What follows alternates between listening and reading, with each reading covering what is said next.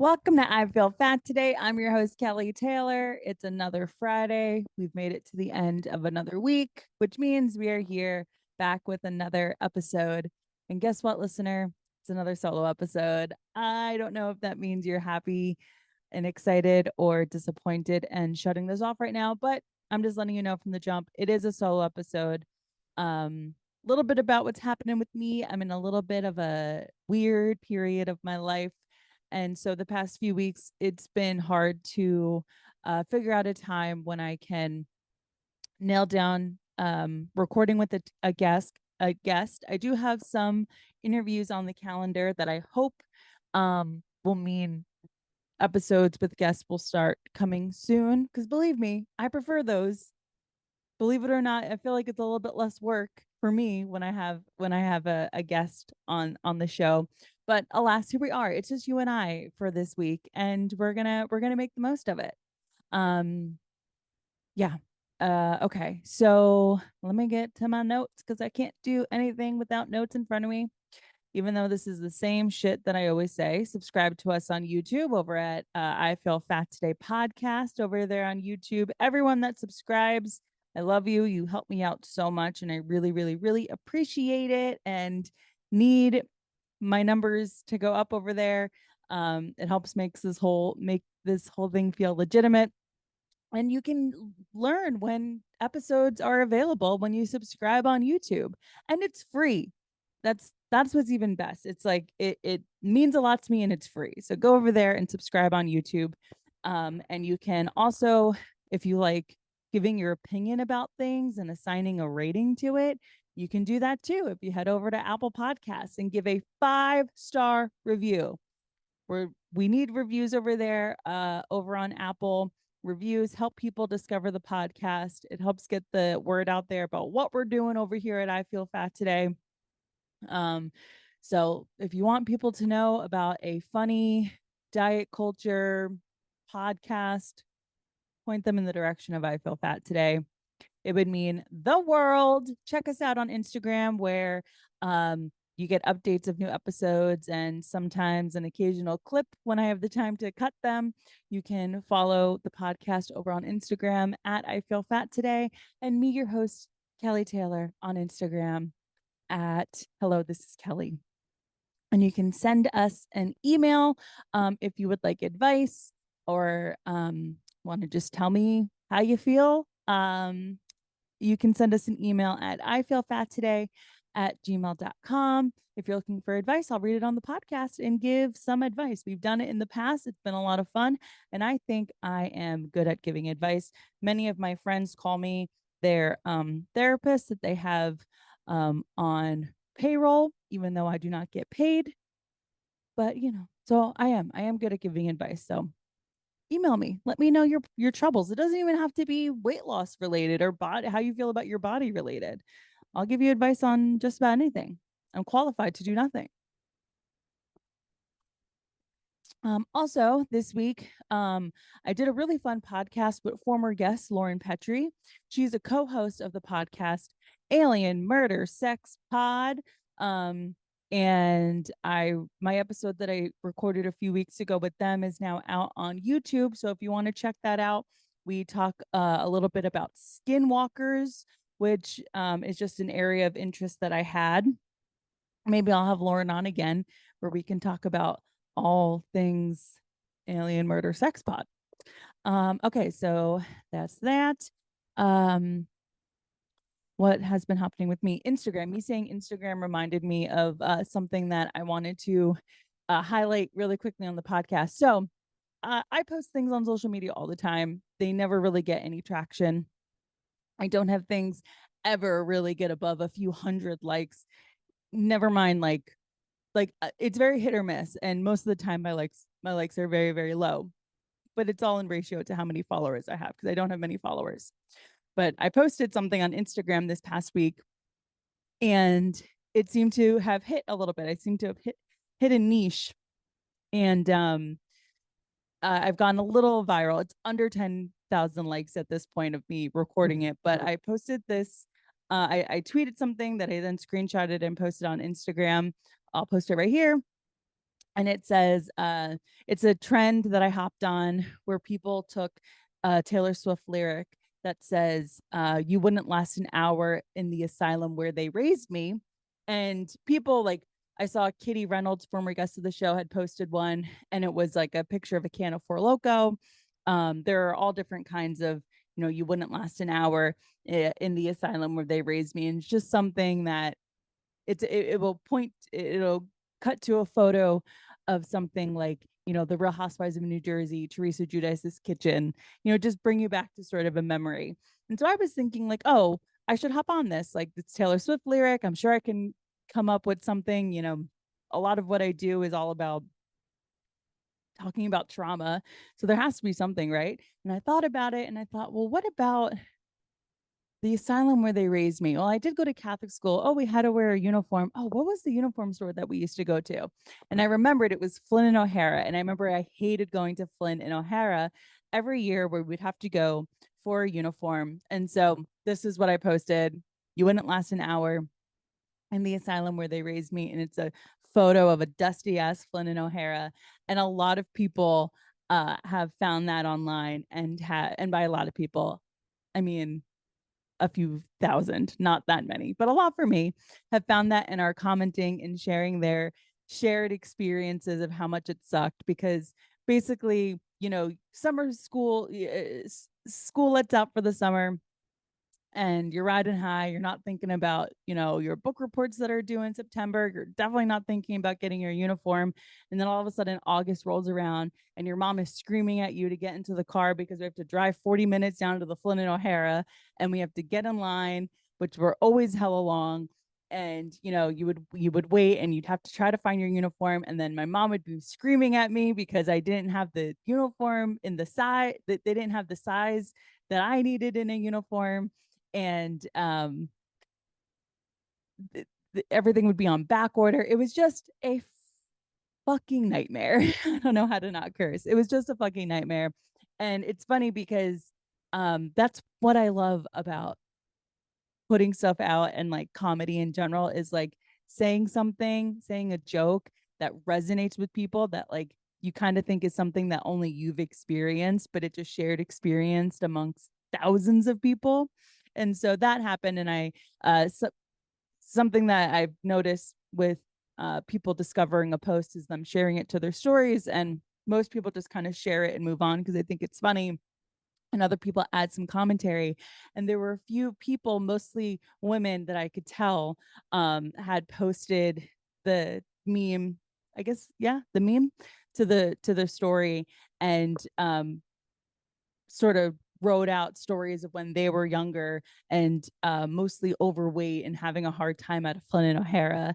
And it just tickled me. I really enjoyed it. And so that's on my Instagram if you want to check it out. And send it to a friend. Okay, so this week's low calorie sweet treat of the week goes out to Jessamine Stanley. Check out Jessamine Stanley's YouTube page. The link to her YouTube will be in the description of the show, as always. I always put the links to everything there. But the reason why Jessamine is a low calorie sweet treat of the week is because I have been very stressed. I've been very stressed, as I mentioned before. I'm not going to get too far into it, but I am in a transitionatory period of my life. More on that later when I'm at liberty to speak about it. But I've been very stressed, like eating badly stressed, hair coming out in clumps in the shower stressed, violent outburst stress, panic attack stress. And something I have found like a lot of comfort in is doing yoga when I, am able to carve the time out to do said yoga. And something that I have trouble with sometimes when I feel like I go and I search yoga on YouTube, just basic 30-minute, 20-minute yoga sessions. The instructor's always skinny, which of course they're like a professional yoga instructor, so like they're going to be skinny. And I find that I beat myself up if I can't do a pose on like a beginner video. And it makes me not want to do it. It makes me not want to try this thing that I am using actually as a stress relief. And I have a hard time with it when I can't achieve something that is labeled as beginner. And I'm not sure how I stumbled onto Jessamyn's page, but she's awesome, and she created a yoga. Let me see, I want to pull up the information so I have it correct here. So she is the founder and yoga teacher at something called the Underbelly, which is basically, the Underbelly is a group, a virtual yoga studio, because I think it's all like online, where any sort of ability that you have, any sort of body that you live in, you can do the Underbelly, and do the yoga. Jessamyn is a plus sized person, and so it's really, I think, it's really comforting and inspiring for me to see somebody in a bigger body do yoga in the way that she does yoga, because there's intricate poses that I kind of always thought I wasn't ever going to ever be able to attain because of the body that I'm in.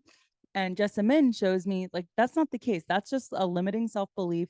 Even though right now you may not have the ability to achieve a certain pose because your hips aren't loose enough, that doesn't mean it's going to be that way for forever. And you don't have to be a certain size in order to achieve something like a yoga pose that you're having difficulty with. So that's my low calorie sweet treat of the week. Definitely check that out if you're looking to get more movement into your life. If you're interested in getting into yoga a little bit, but you've been feeling intimidated, I think Jessamyn Stanley and the Underbelly is a really, really, really great place to start. Follow them on social media, all the different social media pages. And I don't even pay for anything. You can pay for stuff, but there's a lot of free stuff just like on Instagram and YouTube. Okay. So that's what I have to kick us off. Now, guys, listener, I love you very much. I just want to say that. And I don't want anybody to feel like because episodes haven't been hitting an hour, they have been a little bit on the shorter end, doesn't mean that I don't love you any less, or that I'm not at all into this. Sorry, a car drove by and it was very loud and it scared me. Doesn't mean I love you any less, doesn't mean I love doing this podcast any less. It's just I'm trying to do what I can with the time that I have. And so it's just been a little bit difficult, but I'm committed to my listeners. I'm committed to my subscribers. I'm committed to this. I Feel Fat today because it's my favorite thing that I've ever created. So this episode is going to be a little bit shorter, but we're going to get back on track soon. Okay. We're trucking along, and this podcast might be one of the few things that are keeping me going. So here we go.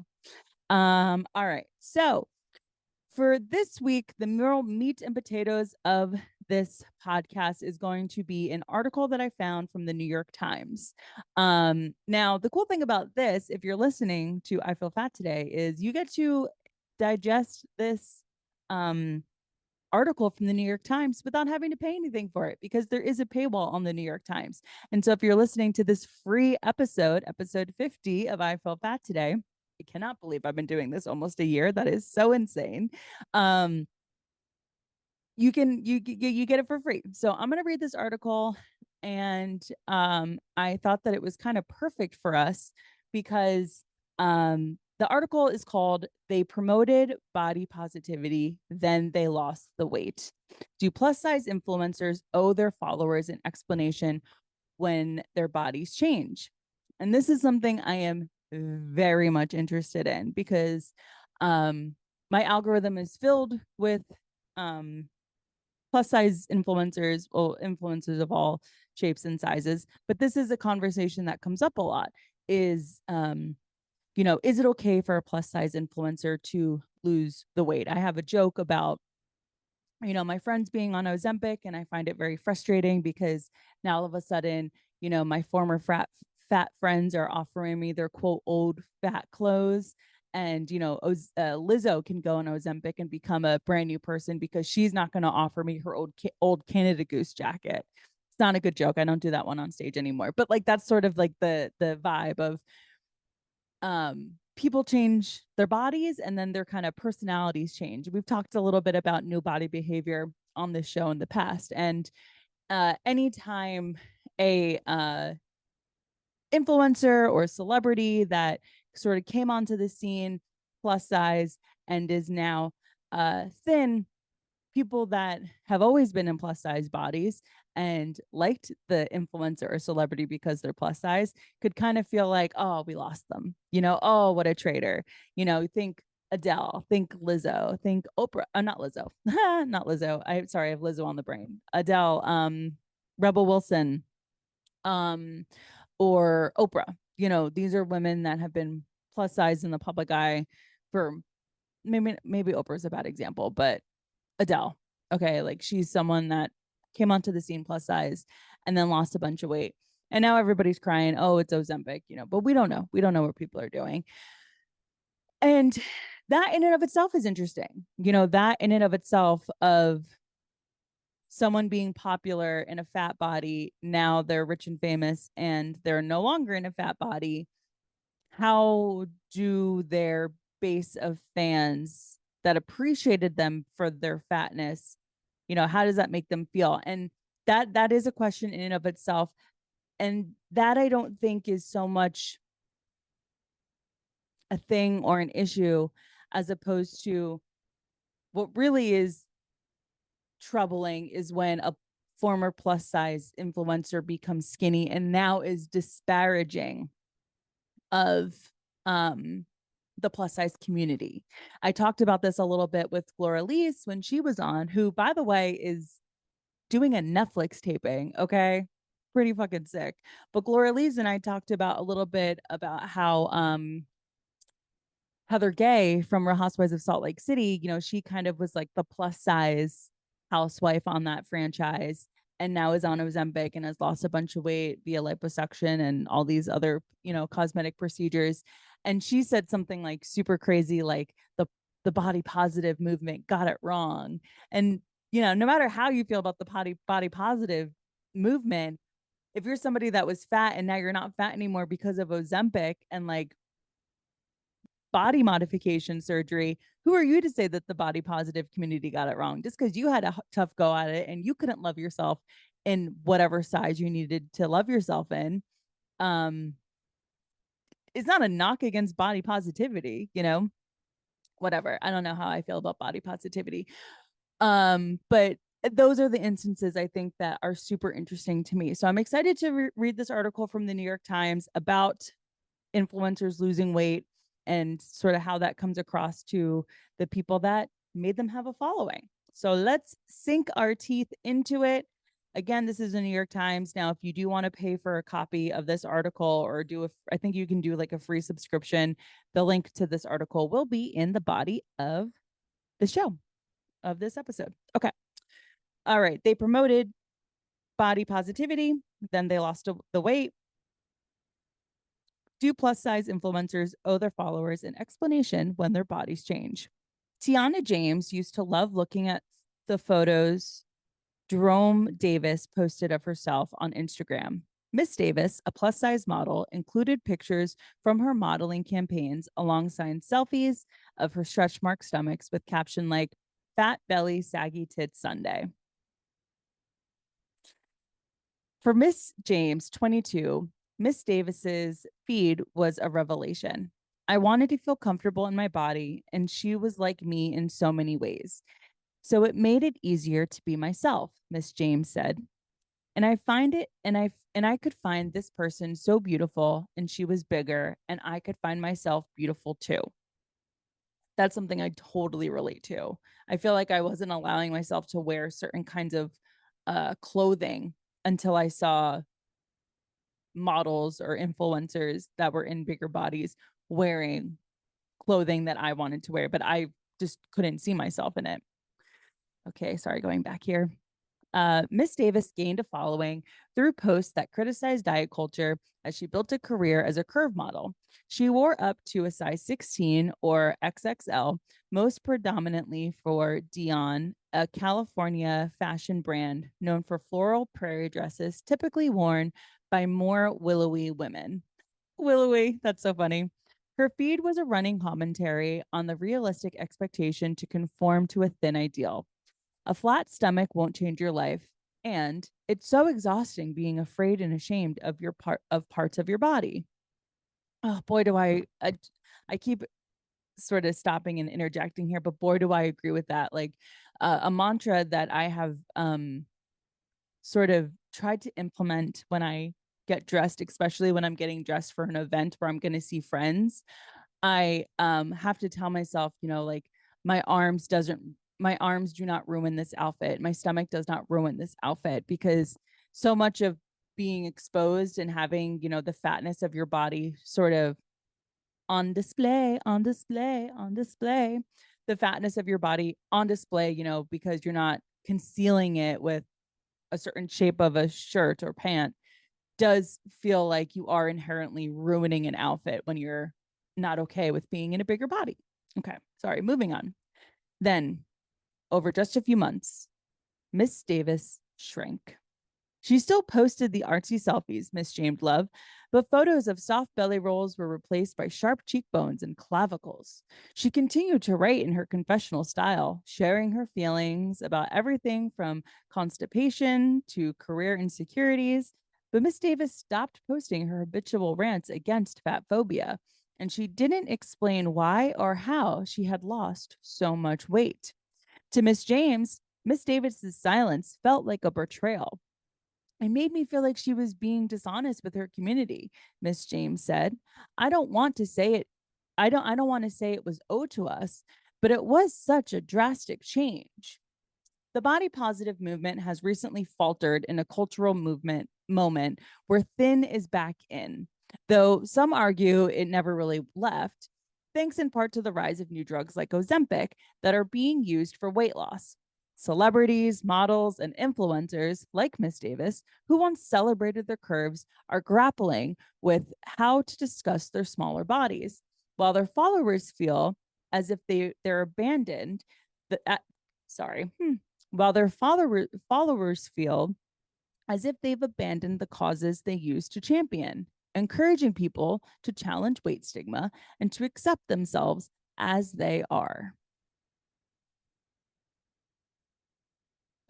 Okay, so now it posts a photo from Drone Me's Instagram, where it's a photo of her in I guess a bathing suit with the caption "Fat belly, saggy tit Sunday." Doesn't exactly roll off the tongue, but y'all get it. So this is a photo in her embracing her curves and belly. Okay, she won't cop to it. Miss Davis said that she had long agonized over how to publicly address her weight loss. Despite what some of her followers suspected, she wasn't on Ozempic. The truth? That she had relapsed into a disordered eating practices that she had struggled with throughout her life was hard for her to admit, even to herself. How had she succumbed to the same pressures she had warned nearly 100,000 followers about? And isn't that the key thing in all of this? The silence equals shame. Silence equals shame. So, as an influencer, this influencer, has her platform as a body positive, plus size creator. Over time, you see them losing weight, but they're not mentioning it. They're not saying it. And it's leaving the followers to speculate over over what's happening. And of course, I think we sort of have this idea that an influencer is somebody that has money. And if you have money, that means you have access to Ozempic. And that is true. But in this instance here, this influencer is somebody that succumbed to the pressures of being at all public facing, something that isn't even something. Damn it. This influencer is public facing and has succumbed to the pressures of that and fell back into her eating disorder. Something that, if you're not a public facing person, could be something that you fall back into because that's how pervasive eating disorders are. And so my whole point here is to say silence equals shame. The influencer was ashamed of themselves, so they fell into a shame spiral of, losing themselves into an eating disorder, which affected them, causing them to lose weight. And then the viewer, the follower of this influencer, also, because of the silence, feels shame about themselves and wonders, am I not good? Is my body not good? Because this person that I looked up to that had a body that mimicked mine now doesn't and isn't talking about why it happened. So silence equals violence. Okay. The only thing people are going to be okay with is a very detailed explanation, which is not something I can write in a caption. The 24-year-old said by Zoom from her bedroom in the woods in Mendocino, California, where she lives with her mother. She didn't want to beat herself up for relapsing, but she also empathized with followers like Miss James. I gathered all these women to follow me because I was going to be inspiring and make them feel empowered, Miss Davis said. How can I still expect their attention and support? Miss Davis grew up in a small town in Northern California. She put herself on a diet by the time she was 12 after she began to develop breasts. Her weight fluctuated, but when she was thinner, she said she could fit into the Abercrombie miniskirts that her friends wore, and teachers took her more seriously.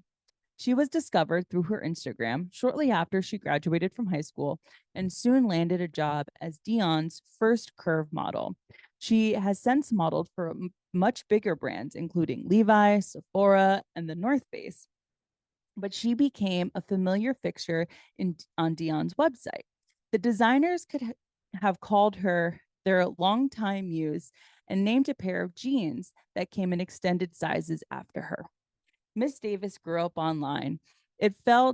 As Miss Davis grew up online, it felt natural to post about all the facets of her life, not just her modeling, but her racial justice activism, her artwork, and her evolving relationship to her body.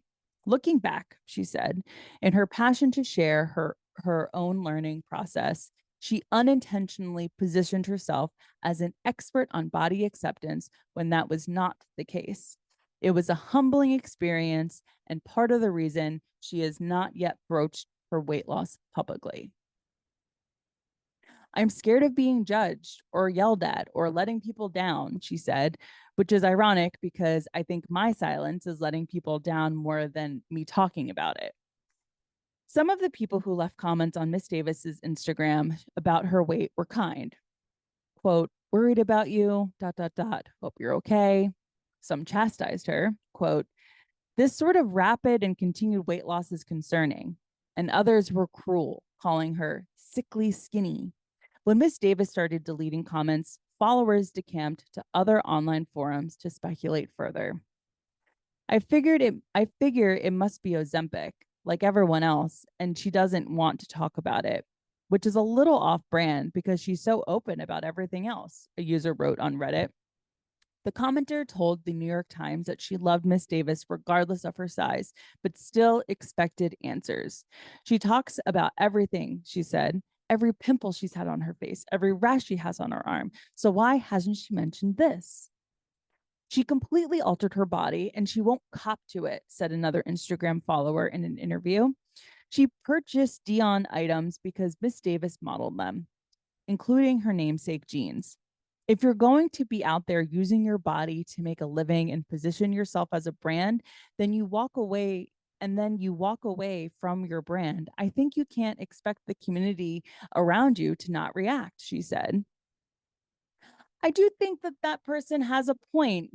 Part of me as I'm reading this aloud is feeling like, well, does this influencer owe you anything? And I guess in a way, kind of, yeah, because part of being a brand is you're selling something. And so this influencer that was plus size and starts, posting themselves as they're rapidly losing weight. Of course, your fan base, your follower base is going to be confused.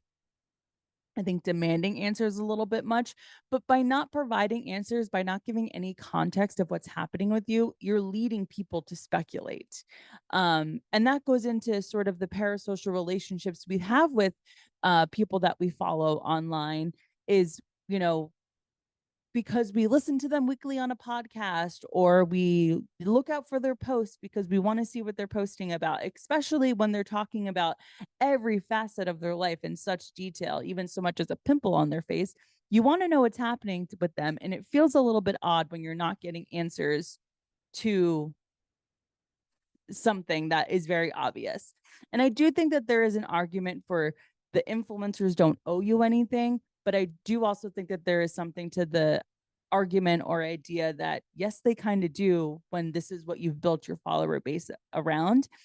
And the article will probably go into this a little bit more, but it feels to me that transparency and authenticity is part of what made Miss Davis have this brand and this following. It's what people liked. And that's the number one thing. That's the number one commodity. If you're listening to this podcast, the number one thing that you can do and that you can be to be successful is to be authentic. That's why if I'm not feeling like I'm in a good mood, even though the show must go on, I'm not going to come on here and lie to you and tell you that everything is great and I'm just having scheduling issues with my podcast. No, things are not great. I'm having a tough time.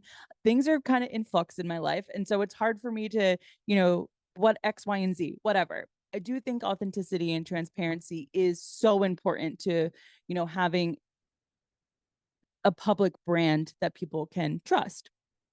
Having said that, I feel like if Miss Davis could have been more open about the fact that she was suffering with an eating disorder, it would have stopped the speculation to a degree. It would have helped the her followers empathize with her and take comfort in the fact that this is a person that's constantly posting about body positivity and loving themselves, only now they're having a hard time with it and it's affecting the way that they look. I think the listener or the follower would have had a much easier time understanding where the influencer was coming from if they were open about it. But as they said, it's a very emotional thing that they themselves have a hard time coming to terms with. And that brings us back to shame. Okay, moving on. Okay, life is too hard in this body. Right now, body positive influencers who have decided to be open about losing weight have also had to navigate a community that is often disappointed and angry. The plus size influencer, Rosie Blair, who is taking Mounjaro, seemed defiant when she posted, "Full transparency. I have zero remorse or shame for being public about my weight loss. 2 years ago, I couldn't wipe my own ass. Critics called her ableist and self-hating." That doesn't feel fair. Okay, that does not feel fair. If this woman wants to have the ability to wipe her own ass, she should be able to, do what she got to do to lose weight. Continue. People are crazy. That is so insane. Okay. I left the body positive community because I wanted to be defined by my interests outside of my body. And she posted in response. And okay, sorry, I keep jumping around, but that excerpt there, critics call her ableist and self-hating. That is part of the reason why people with a brain have a hard time accepting the body positive community or whatever, because they see someone wanting to better themselves and, be able to quote wipe their own ass. And now they're being called ableist. It's like, if you're fine, or if you're somebody that has trouble, let's say, wiping their own ass because of the size of their body, you don't have to change. If you can't change, if you don't want to change, if you can't change right now, but maybe you want to change down the line, that is totally your prerogative. But a person that is public and talks about, what it's like not being able to wipe their own ass, and now they are taking the steps to be able to wipe their own ass, they have the right to do that without being disparaging to an entire community. Moving on. One creator posted a how-to guide for followers who were wrestling with their reaction to people losing weight. So your favorite fat creator doesn't want to be fat anymore. Here are 6 mindset tips to process their journey in a self-loving way for you.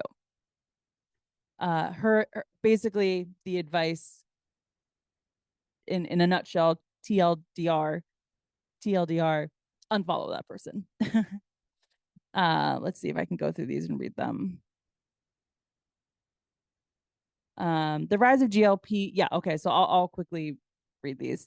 The rise of GLPs has made the process of weight loss, quote, easier and more accessible for many people. This means the general, we are seeing more and more creators who have gained recognition for loving their bodies, suddenly demonstrating a desire to change or showing off their change. Every person has the right to want to lose weight or change their body, but in this case, it can feel super emotional for the community that follows them. Big disclaimer, I support someone's desire to weigh less. I also support someone's desire to not lose weight. What I care about is that all people make the decision that is most self-loving for them by being radically honest and self-accountable. I myself have been on a very slow trek to remove excess weight from my body, but here's what's important for you. 1, the journey has 100% nothing to do with you. You also have no idea what their life experience is. And even if you do, that is their choice. 2, it feels really icky and if it feels really icky and you think their voice has been disingenuous, stop listening to them. 3, not every quote community leader has their shit together. Don't assume just because they have a large platform and their words are aligned and helpful. Listen to Dear Reader by Taylor Swift for a little note on that. 4, yes, some folks may have used their fat identity to get popular and are now abandoning ship. That sucks, but sometimes people suck. Let them. 5, focus on you. 6, relationships are built on agreements. When someone changes their agreement, you are empowered to end the relationship. The takeaway, the most self-loving thing that you can do is create our own value system as it relates to our own body and weight. The more strongly we are connected to this value system, the less others' actions impact our sense of self. It doesn't mean you can't disagree with what other people do. It just means those feelings more easily flow through you instead of owning you. So those are the tips. Again, TLDR, just unfollow the person. And maybe they'll get fat again because they want followers. Okay. The longtime curve model, Gabriella Lascano, filmed a TikTok video last year about her decision to lose weight, explaining that she felt, quote, guilty for being part of the body positive movement. She told The Times she hadn't been honest about the trials and tribulations of gaining weight and getting older. People accused her of equating thinness with health and of producing content that could be used to justify fat phobia. The outrage was so intense that she removed the video. I think it's strange to be so hurt when someone chooses something for themselves, says Miss Lascano said about the criticism she received. But influencers' personal choices affect the community they've cultivated, often leaving followers, especially vulnerable young people, feeling disillusioned and adrift. Those who appear to flip-flop can cause intense feelings of betrayal, said Sally A. Theron, a clinical psychologist and professor at Wesley College who has researched parasocial relationships. The one-sided ties people form with media figures and influencers and disordered eating in adolescence. I think if you're going to put yourself out there, if you're going to earn money, then you're positioning yourself as a leader in this domain, and you should take responsibility for the repercussions, Ms. Theron said. On a recent episode of the Burnt Toast podcast covering the rise of fat influencers losing weight, Virginia Sole-Smith, a journalist who writes about diet culture, who has contributed to the Times, said that influencers who once promoted fat acceptance but now claim they feel healthier when they are thinner are, quote, throwing everyone else under the bus. You use the hashtags in order to grow your following, in order to post your affiliate links, get your sponsored deals, all of that, Miss Soul Smith said. So now what you're basically telling us is you co-opted all the rhetoric and you don't believe in it at all, as this, and that is pretty gross. That's a very good point. And I kind of mentioned that before. Yeah, you basically used a certain community to get up on the ranks and get your bag. And now that you have the bag, you have the money to now become one with the hot people, when you were trying to tell the fat people that they were the hot ones, but you don't really think that because now you're trying to lose weight. So that is a really good point. I don't know if I necessarily agree that, and I don't know if this, Miss Theron is saying this, but just because somebody lives in one body doesn't mean that they, can't then decide they want to be in a different body. But I do think that how they handle it is something that they do need to take into account.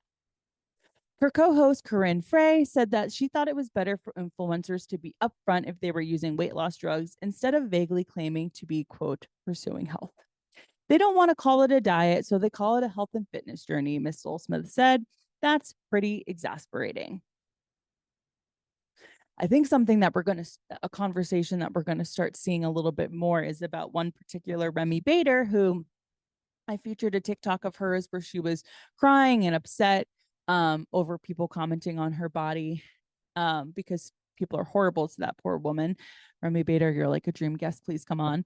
But I have been noticing that in some of her posts recently, she is looking thinner. And I know she's going through a breakup right now. So it could be just like, working out to get like that revenge bod. But should someone like Remy Bader, who has struggled with her weight in the public eye and has publicly posted that, you're no longer going to be privy about like what I'm doing fitness wise, what I'm doing medically to lose weight, medications for myself, I'm cutting you off from that. Is she somebody that should be, sort of told that she needs to cop to if, she's using GLP-1s to lose weight? I don't know necessarily, because she kind of told us to all go fuck ourselves. So does she need to? But Miss Davis, if Miss Davis goes on Ozempic, does she have to? I don't know. The area is gray. With weight loss came affirmation. Few people, if any, become body positive proponents without struggling with the same societal standards they speak out against. I've seen creators say things like, it's just too hard. Life is too hard in this body, said Katie Sortino, a body acceptance and advocate. It can feel like betrayal, but it's a symptom of our culture and how in our society it can still feel, it is still the worst thing to be fat. People are still terrified of being in a bigger body. I do love Katie Storino, which reminds me I have to mention something at the end of this. Miss Davis acknowledged that with her weight loss came affirmation, more party invitations, more attention from men. I so badly wanted to be like, what you look like doesn't matter, she said, but it sure does change how people treat you. When she relapsed, Miss Davis convinced herself she was just trying to eat healthier and be more active. Soon, though, she said she was subsisting on rice cakes and Red Bull. Whew, girl, been there. When she ran into friends from the modeling world, she was forced to explain herself. She pretended she was vegan. Online, she could evade every question. Part of me was embarrassed and felt really guilty, Miss Davis said. All I ever wanted was to do on the internet was make women feel okay about themselves. Miss Davis recently posted an Instagram video of herself posing in a bandana top and cargo pants for a partnership with Free People. She always looks quirkily chic. She always looks thin. She says she has good days and bad, but that she is trying to be more honest in conversations with friends. She often thinks of how her mother and her grandmother have also struggled with body image their entire lives. She wants her followers to know that she meant it when she told them to reject fat phobia. It's always coming from a place that was genuine, she said. But given that she's still working on her own issues and given that she's no longer plus size, she doesn't feel it's her place to advocate for body positivity online. I don't know about that. There was a time when I was in a body where I was experiencing fat phobia, she said. Now that I'm not in that body currently, I don't think my voice is needed.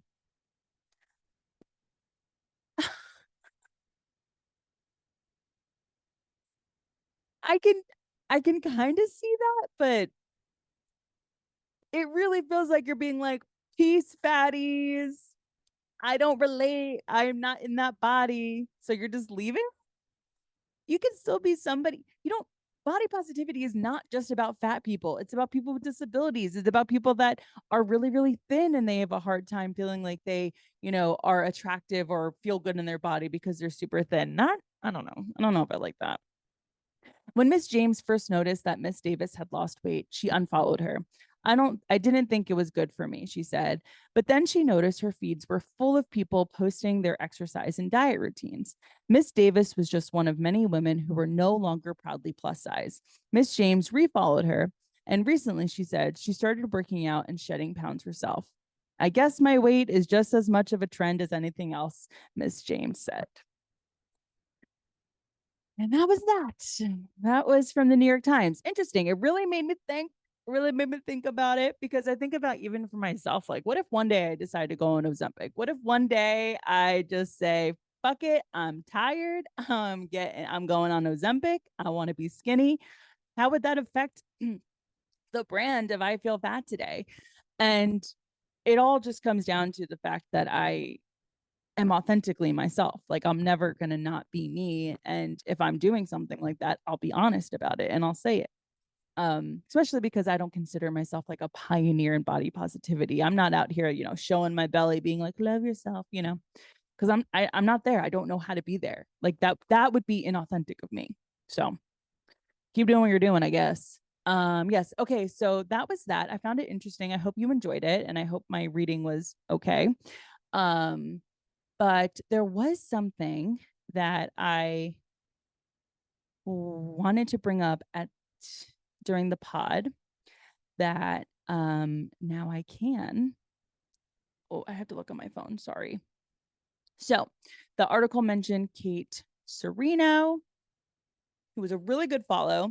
She has a super fun sort of not series, but super fun thing that she does on her Instagram where she will walk into a store and say, can I buy clothes from here? And so she'll like walk into Revolve and see like what's the highest size they'll go to because she's probably like I'm bad at this, but like maybe a size 16. So like it's not it's kind of crazy that a store wouldn't have clothes for her. And so that's a really fun series. And so I follow her. There's these things on Instagram called broadcast channels where someone you follow, you can be in a channel where they kind of just like post a bunch of stuff. No one else can post anything. It's just them. And Kate posted that she is going to be I don't know if she's hosting the panel, but she's going to be okay. So she's going to be on a panel with Oprah and the CEO of Weight Watchers.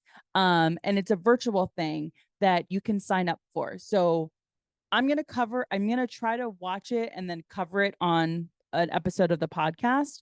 But you yourself, if you're interested, you should sign up for it. It's Weight Watchers plus Oprah called Making the Shift, a new way to think about weight. And because Katie has this involvement in it, I don't think it's going to be another 45-minute long ad for Ozempic, like how Oprah's ABC special was, but it's May 9th at 6 p.m. Eastern Standard Time. So the link will be in the show notes where you can sign up for that and check it out. Like I said, I'm going to try to recap it on an episode of the podcast, but I'm not making any promises. Okay. So yeah, that's that. Sorry I look crazy. I don't have any makeup on. I'm just doing filters on Zoom so that I look a little bit less dead. Super soft focus on right now. But yeah, I think that's all I got. I'm gonna edit this bad boy and post it. You guys are great. I love you very much. I don't know who's listening to this. I have no idea who listens to this podcast because no one comments and no one leaves reviews. And if you want to be a quiet listener, if you just want to be somebody that throws it on and you don't want me to know that you exist, I am so fine with that. I love you. I thank you. And you can say that you were with the podcast before it got super big. So, okay, I don't know. Maybe it's just bots that maybe it's somebody that like accidentally clicks on the episode and then like Spotify and Apple and YouTube just like see it as a listen. I don't know. Okay, I'm gonna go. I hope everybody has a wonderful weekend and I'll talk to you next week. Bye.